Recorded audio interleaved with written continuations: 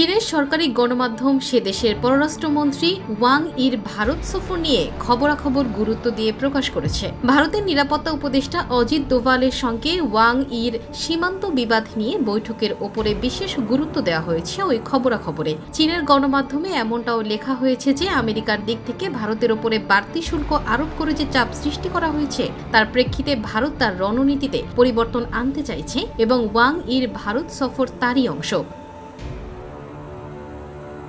চীনা গণমাধ্যমের ভাষ্য অনুযায়ী ভারতের সঙ্গে সে দেশের মজবুত সম্বন্ধ গ্লোবাল সাউথের জন্য লাভজনক হবে। এশিয়া, আফ্রিকা ও দক্ষিণ আমেরিকার উন্নয়নশীল দেশগুলিকে এক কথায় গ্লোবাল সাউথ বলে বর্ণনা করা হয়ে থাকে। চীনের সরকারি গণমাধ্যমে ওয়াং ইর ভারত সফরকে ইতিবাচক হিসেবেই দেখা হচ্ছে।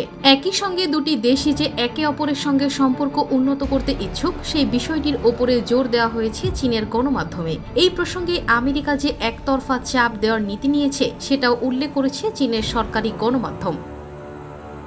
সরকারি ইংরেজি দৈনিক চায়না ডেইলিতে প্রকাশিত সম্পাদকীয়তে লেখা হয়েছে, ভারতের প্রধানমন্ত্রী নরেন্দ্র মোদীর তিয়ানজিনে এসসিও শীর্ষ সম্মেলনে যোগ দেওয়ার প্রস্তুতি হিসেবেই ওয়াং ইর ভারত সফরকে দেখা হচ্ছে। ওই সম্পাদকীয়তেই লেখা হয়েছে, মার্কিন প্রশাসন যখন বিশ্বের অন্যান্য দেশের বিরুদ্ধে ভয়ঙ্কর এক শুল্ক যুদ্ধ শুরু করেছে তখন ভারত এই কঠিন বাস্তবতা মেনে নিতে বাধ্য হয়েছে যে আমেরিকার সঙ্গে ঘনিষ্ঠতা থাকা সত্ত্বেও মার্কিন শুল্ক থেকে রক্ষা পায়নি। যদিও ওয়াং ইর ভারত সফর নিয়ে চীন ও ভারতের বক্তব্যে ফারাক লক্ষ্য করা গেছে।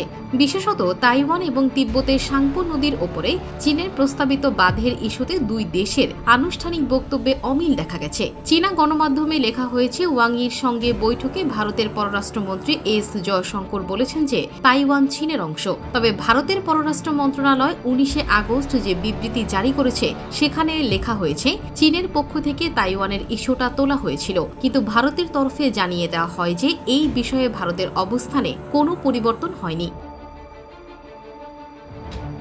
এদিকে ভারত শাসিত কাশ্মীরের পেহেলগামে 22 এপ্রিল পর্যটকদের ওপরে হামলার ঘটনার পরে ভারতীয় সামরিক বাহিনী অপারেশন সিন্দুর চালিয়ে পাকিস্তানের সন্ত্রাসী ঘাঁটিগুলির ওপরে হামলা চালায়। ভারতের পররাষ্ট্র মন্ত্রণালয়ের বিবৃতিতে লেখা হয়েছে, চীনের পররাষ্ট্রমন্ত্রীর সঙ্গে বৈঠকের সময় সন্ত্রাসবাদের ইস্যু জোরে সোরে তুলেছিল দিল্লি। এটাও বলা হয় এই বিবৃতিতে যে সাংহাই কোঅপারেশন অর্গানাইজেশনের অন্যতম মূল উদ্দেশ্যের একটা হল সন্ত্রাসবাদের কুফল মোকাবেলা করা। ওয়াং ইকে উদ্ধৃত করে ওই বিবৃতিতে এটাও লেখা হয়েছিল যে তিনি বলেছেন, সন্ত্রাসবাদের মোকাবেলা করাকে সর্বোচ্চ অগ্রাধিকার দেওয়া উচিত।